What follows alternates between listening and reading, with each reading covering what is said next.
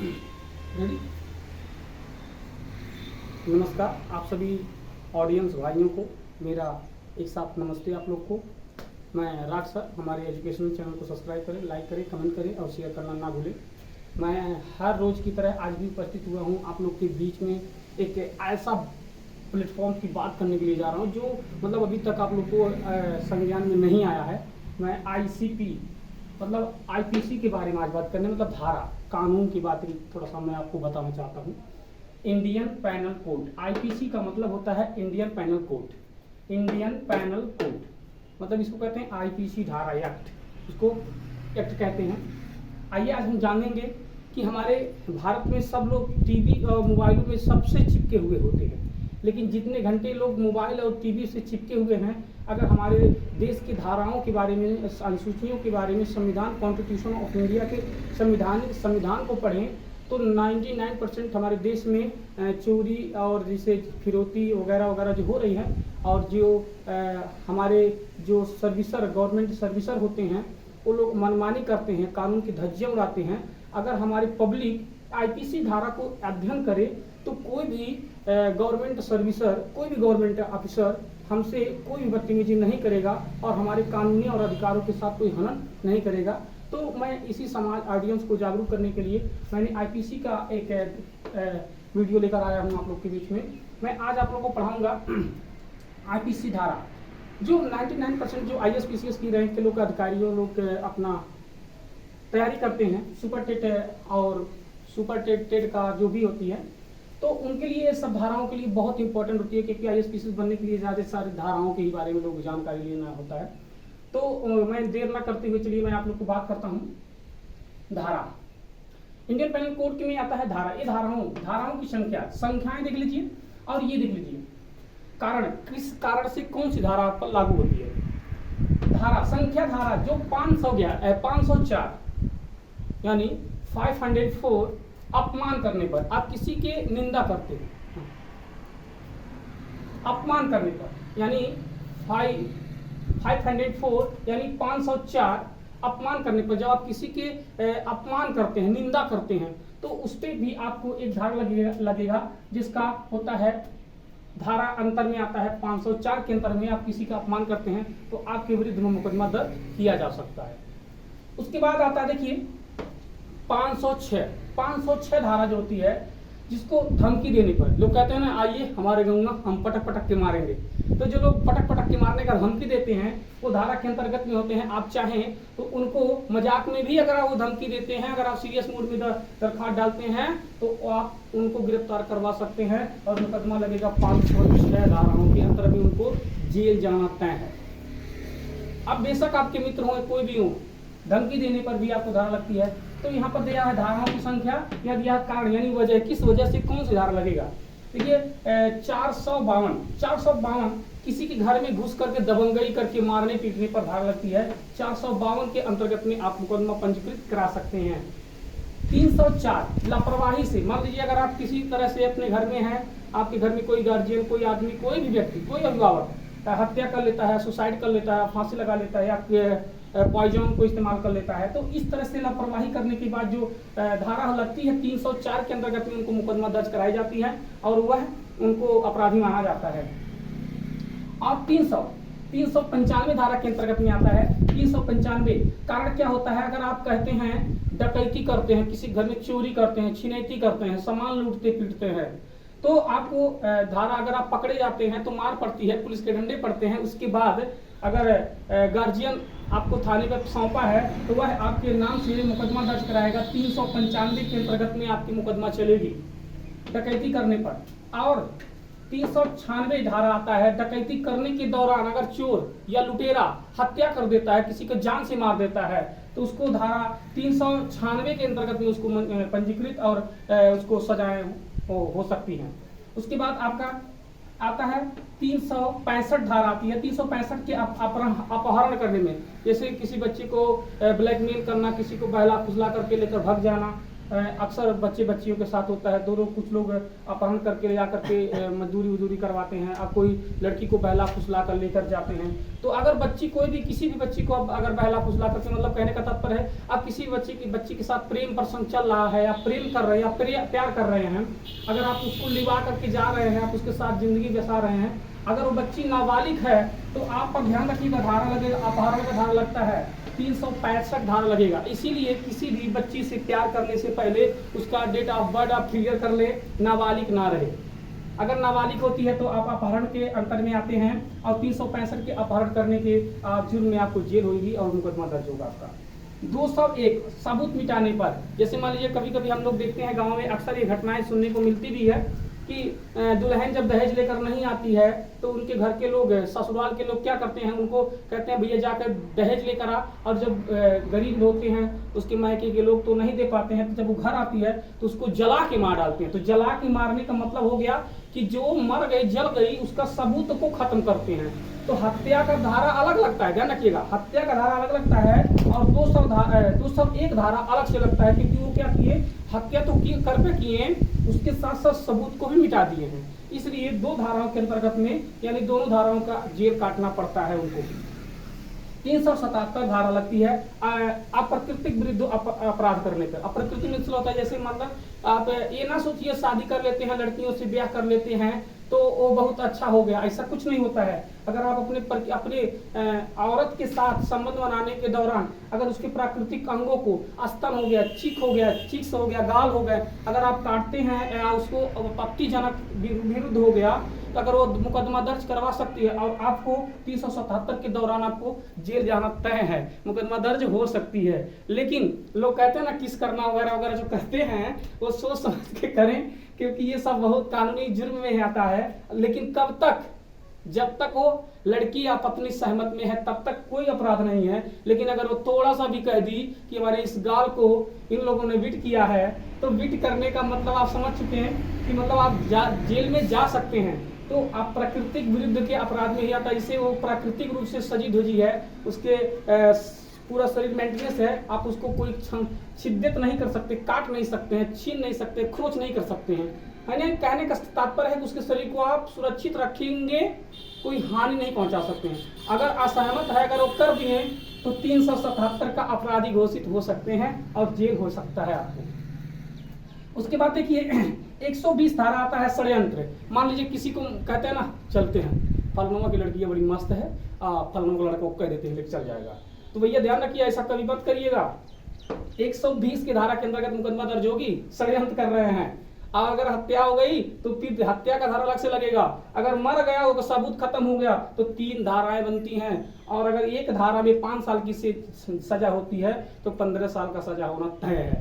इसीलिए कृपया करके षड्यंत्र ना बनाए, किसी को प्लान ना बनाए, किसी को मारने या गाली देने या झगड़ा कराने का कोई षड्यंत्र ना रचें, क्योंकि आप लोग इसलिए नहीं जानते हैं क्योंकि गांव के लोग पढ़े लिखे कम होते हैं और कहीं ना कहीं रोड के चौराहे पर ही बात करने लगते हैं। इस तरह से बातों को नहीं करना चाहिए, क्योंकि अज्ञानतावश धाराओं के बारे में जानकारी नहीं होती है। इसलिए कोई भी बच्चा, कोई भी आदमी अनाप शनाप बक देता है और प्लान भी बता देता है, मैंने ये क्या करने का प्लान कर रहा है। तो ऐसा ना करें, धाराओं के बारे में जानकारी रखें। देखिए आप जब तक आईपीसी को बढ़िया से डिटेल्स पढ़ेंगे नहीं तब तक आपको कोई जानकारी नहीं हो सकती। आईपीसी एक हमारे देश को नियंत्रित करने का रूल्स है। अगर आप इसको डिटेल्स जानकारी पढ़ना चाहते हैं, पढ़ते हैं, तो आप बहुत ज़्यादा कानून के बारे में जानकारी ले सकते हैं।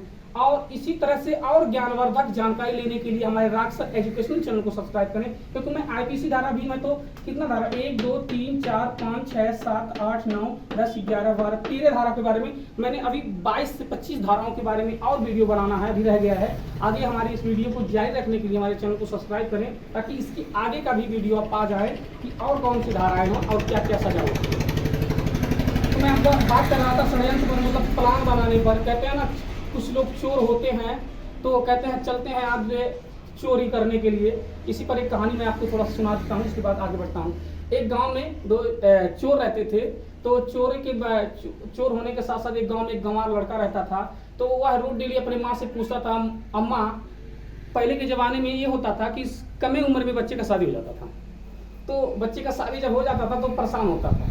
तो जब बड़ा हो जाता था तो एक दिन गया दोस्तों के साथ बात करने लगा, तो बात करते करते करते तो उन लोगों ने कहा तुम्हारा शादी हो गया है। तो उसने कहा अच्छा मेरा शादी हो गया है, तो कहाँ है मेरा ससुराल। तो उसने कहा तुम हमको कैसे पता, तुम अपनी माँ से जाकर पूछो। तो वो जा करके अपनी माँ से पूछा कि माँ मेरा ससुराल कहाँ है। तो रोडली पूछता था, तो माँ बताती नहीं थी। तो ऐसे करते करते कई दिन बीत गए। तो एक दिन गुस्से में माँ आ गई, उसने कहा जाओ या सीधे जाना सीधे, और जहाँ मिलेगा वही तुम्हारा ससुराल है। अब वो बेचारा क्या किया, सीधे जिसका नदी पड़े नदी पर आकर घर पर घर चढ़ जाए, जो भी रास्ते पर सब उसको सीधे सीधे चलते चलते पहुंच गया। उसके बाद ताड़ पड़ गया, पेड़ पड़ गया रास्ते में, तरकुल का पेड़ ताड़ से कहते हैं, उसमें भी चढ़ गया, उसके इधर से चढ़ा उधर से उतर गया। तो लोग कहने लगे ये क्या कर रहे हो। उसने कहा ससुराल जा रहे हैं। उसने कहा ये कौन ससुराल जाने का। उसने कहा मेरी माँ कही है सीधे जाना और जाकर रास्ते में ससुराल मिलेगा। तो ये रास्ते में ये आ गया है, अब क्या करें। तो अब हमको सीधे जाएंगे तभी ससुराल मिलेगा, इसलिए ससुराल की खोज करने के लिए मैं ताड़ कर पार कर जाऊंगा।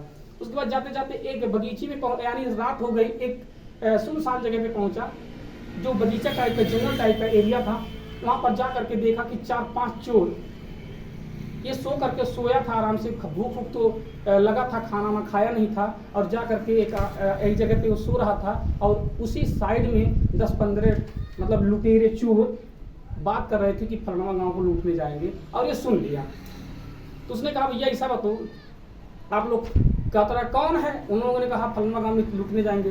तो इन लोगों ने कहा भैया हम चला लूटे। तो वो लोग डर गए कि अरे कौन बोल रहा है इतनी रात का। तो उसने कहा भाई तुम कौन हो। उन्होंने कहा भैया भागो को मत।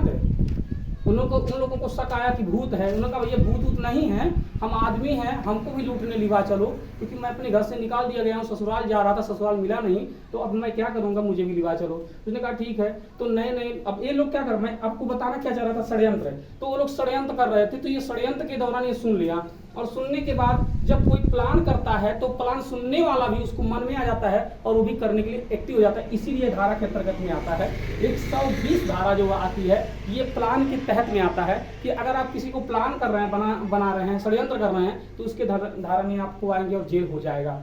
तो उसने भी क्या किया और सुना और उसके साथ में गया प्लान चोरी करने के लिए। तो सबसे पहले गांव में अच्छा भाई चोरी किया रहे तभी तो उसको चोरी करने का आइडिया पता रहेगा, कुछ नहीं। उसने कहा चलो अंदर जाओ।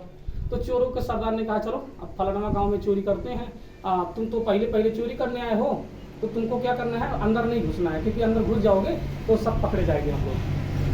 उसने कहा तब तुम बाहर ही रहना, मिट्टी को हटाना। तो पहले सेधमारी होता था। तो सेधमारी के दौरान क्या हुआ, तो उसने कहा कि मिट्टी को काटे, दीवारों को काटे लोग, और काट करके मिट्टी को साइड किए। तो उसने कहा जाओ अब मिट्टी फेंकने के लिए जाओ, दरवाजे पर होगा खांची ऊँची होगा, मतलब टोकरी ओकरी होगा, उठा लो। तो उसने कहा ठीक है। तो वो बेचारा नया चोर था, कुछ जानकारी थी नहीं। तो आया रात के समय में दरवाजे पे घूमा टहल, देखा खांची कहीं नहीं है। तो एक आदमी सोया हुआ था, उसके पास जाकर कहा चाचा जी। उसने कहा क्या है, रात में क्या है। उसने कहा खांची दे दो। उसने कहा क्या करने के लिए। उसने कहा तोरे घर में सेन कटले बाटी मट्टी डोल के लिया, लाठी दौड़ा लिया, सब लोग को भाग गए। अब सभी चोर भाग गए, चोरी नहीं हुई। उसके बाद फिर जाकर के दूसरे जगह पे रात पहुंचे, सब इकट्ठा हुए, फिर पूछने लगे क्या हुआ। मैंने कहा ऐसे चोरी किया जाता है। जाकर के चोरी कर रहा था, चोरी खांची तुमको तब टोकरी को उठा लेना चाहिए, और तुम जाकर मांग रहे हो जगा करके। मैंने कहा अब तो अच्छा भैया एक बार लिवा चलो, अब गलती नहीं होगा, कभी गलती नहीं होगा, मुझे लिवा चलो। मैंने कहा अच्छा ठीक है आगे चलो। दूसरे गाँव में प्लानिंग होती है। उसके बाद कहें ठीक है अब फिर तुमको बाहर नहीं रहना है, अंदर जाना है, घर में जाना है, और अगर अंदर जाओगे तभी ठीक रहेगा। तो अंदर जाएंगे, अंदर जो आ गए। उसके बाद अंदर जाने के बाद क्या हुआ, तो उसने कहा, सरदार ने कहा देखो जाना तो देखो अभी तुम चोरी पहले कर रहे हो, जो घर में छोटा सामान होगा, नहीं बड़ा सामान होगा, सबसे बड़ा सामान ही बांधना ताकि सेर कट जाए। उसने कहा ठीक है। उसके बाद सेर कट गया, मिट्टी हटा दी गई, और उस नए वाले चोर को अंदर भेजा गया, और वो रस्सा लेकर अंदर गया। तो उसने सरदार कहा था कि जो बड़ा चीज होगा उसी, तो उसको लगा था कि बड़ा बक्सा वक्सा होगा, वही बांधना, हम लोग खींच लेंगे। अब ये गया, जब अंदर गया तो बहुत बड़ा मिट्टी का पहले डेहरी बनाते थे लोग, डेहरी। उसके बाद मिट्टी का डेहरी में करके रसरा बांध दिया। उन्होंने कहा खींच। अब बताओ ये इतने बड़े क्षेत्र से इतना बड़ा डेहरा कैसे निकल सकता है, कत्ते में निकल सकेगा। अब वो लोग कहते थे धीरे बोल, धीरे। वो कह रहा खींच। हाँ, जोर लगा के। उन्होंने कहा धीरे बोल नहीं तो सब जग जाएंगे। और वो जो इतने लोग धीरे कहते थे वो इतने ही तेज से चिल्लाता था, घर में कब खींच। अब खींच खींच करके सब लोग को जगा दिया। फिर लोगों ने दौड़ाया डंडे उंडे लेकर के, उसके बाद फिर भाग गया वहां से। उसके बाद फिर दूसरे रात में आगे आगे ट्रांसफर हुए, फिर तीसरे गांव में जाने का प्लानिंग हुआ। तो उन्होंने कहा बेवकूफ हो तुम, ऐसे चोरी किया जाता है। फिर डांट उट लगाए, 2-4 चटना लगाए, तुमको चोरी करने नहीं आता है तो आपकी बदमाशी करोगे तो तुमको घर में नहीं लिवा जाएंगे और तुमको इसी रात में छोड़ देंगे। तो कहा भैया एक बार गलती होगी, अब नहीं गलती होगा, अब की गलती अब हम सीख जाएंगे। उन्होंने कहा ठीक है। आगे फिर लिवाए जाते हैं। तो कहा बेवकूफ हो, जो सबसे छोटा सामान होगा अब उसको बांधना। उन्होंने कहा ठीक है। उसके बाद अंदर गया, घर में से दूध काटी गई, मिट्टी हटाई गई, उसके बाद रसरा लेकर अंदर गया। तो उसने कहा था सरदार कि अब सबसे छोटी, उसने बताया था कि सबसे छोटी चीज बांधना। उसके बाद देखा कुछ नहीं पाया, उसने कहा था डेहरा नहीं खिंचाएगा, खटके नहीं खिंचाएगा, बक्सा नहीं खिंचाएगा। उसके बाद एक हंसिया रखी थी, हंसिया को रसराम माने खींच। अब सब लोगों ने खींचा, हंसिया निकला। सब लोगों ने दम, ये कौन सा चोरी है। एक बार कहे बड़ा बांधने के लिए तो डेहरा बांध दिया, फिर छोटा कहे तो हंसिया खुद भी बांध रहा है। उसके बाद उसको भी लोग डंडे उंडे लेकर दबाए, किसी तरह से भाग गए। तो इस तरह से करते, कहने का मतलब था मेरा यहाँ तक समझाने का प्रोग्राम ये था क्योंकि साजिश कर रहा था ना, वो लोग प्लानिंग कर रहे थे, षड्यंत्र रच रहे थे। षड्यंत्र रचने के दौरान उस नए चोर ने नए चोरी करने का सीख लिया, इसीलिए उसने चोरी करने में सफल नहीं हुआ क्योंकि उसके पुष्ट जानकारियां नहीं थी। तो कहने का मतलब इसलिए षड्यंत्र करने के दौरान आपको 120 धारा के अंतर्गत में जेल होगी, मुकदमा दर्ज होगा। 310 आता है, 310 ठगी करने पर, ठगी मान लीजिए ठग विद्या करने पर, ये जो बाबा लोग ना घंटी उंटी बजाकर पूजा वूजा करवाते हैं, अगर आप चाहें तो उनको मुकदमा दर्ज कर सकते हैं आईपीसी के अंदर में, क्योंकि वो लोग जो भी काम करते हैं सब बेबुनियादी होती है। अगर आप साबूत के तहत कोर्ट में दर्ज करें तो आप 310 के अंतर्गत में आप तुरंत उनको मुकदमा के अंतर्गत लाते हैं, क्योंकि जो कहते हैं होता नहीं है। क्योंकि ठग विद्या करने का मतलब जैसे भिखमंगा आते हैं वगैरह वगैरह आते हैं, दान वो नहीं होता है, एक ठग विद्या ही है। उसके बदले में आपको उल्लू बनाते हैं, और उल्लू बनाने के दौरान इसीलिए आप उसको 310 के ठगी के दौरान उसको आप जेल करवा सकते हैं। उसके बाद देखिए आप 351 आता है हमला करने पर। मान लीजिए किसी फिल्मों में दिखाया जाता ना, दुनिया भर के लोग फिल्म में हीरो जाता है बेचारा अपने अपाची पर बैठा के अपने प्रेमिका को आराम से मोटरसाइकिल पे, तब तक विलन के 4-5 लोग आकर धड़ धड़ धड़ पीटना शुरू कर देते हैं।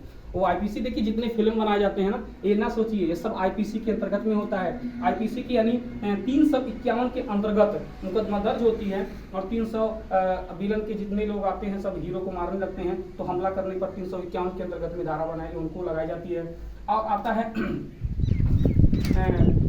511 अपहरण करने के प्रयास करने में। मान लीजिए कोई कहता है ना अपहरण करने के लिए किसी बच्चे को या किसी भी को कहते हैं उनको चुरा लाओ या उठा लाओ, अपहरण करने के दौरान अगर वो पकड़े जाते हैं तो उनको धारा लगती है 511 के अंतर्गत में उनको जेल हो जाएगी और मुकदमा दर्ज होगा, और 10 साल से या 20 साल के अंतर्गत में ही सजा उनको सुनाई जाती है। इसी तरह से ज्ञानवर्धक जानकारी लेने की, आईपीसी की और भी जानकारियाँ लेने के लिए हमारे राग सर एजुकेशनल चैनल को सब्सक्राइब करें। मैं कॉन्स्टिट्यूशन ऑफ इंडिया यानी पूरे भारतीय संविधान को देखिए, हमारे चैनल को इसलिए सब्सक्राइब करें क्योंकि जितने भी लोगों को जानकारी नहीं है कॉन्स्टिट्यूशन के बारे में, तो मैं आप लोग को कॉन्स्टिट्यूशन की देखिए एक तरह से कॉन्स्टिट्यूशन की पूरी बुक को मैं सिलेबस में आपको पढ़ाऊंगा। अगर आप हमारे चैनल को सब्सक्राइब करते हैं तो पूरी आईपीसी के बारे में आप जानकारी ले सकते हैं, वो भी हिंदी प्लस इंग्लिश, सारी चीज़ें हमारे पास उपलब्ध हैं। इसलिए हमारे इस चैनल को सब्सक्राइब करें, लाइक करें और कमेंट करना ना भूलें, और अपने जो तैयारी कर रहे हैं नौकरी के लिए उनके पास जरूर उसको ट्रांसफर करें, क्योंकि आपकी एक मदद से, एक क्लिक की, एक शेयर से उनकी लाइफ बन सकती है, और साथ में आपका भी और मेरा भी लाइफ बन सकता है। तो हमारे भाईचारा और मित्रता के भाव से हमारे चैनल को सब्सक्राइब करें, लाइक करें, और वीडियो स्क्रिप्ट बिना किए पूरा देखें, मज़ा भी आएगा और ज्ञान भी मिलेगा आपको। Bye bye.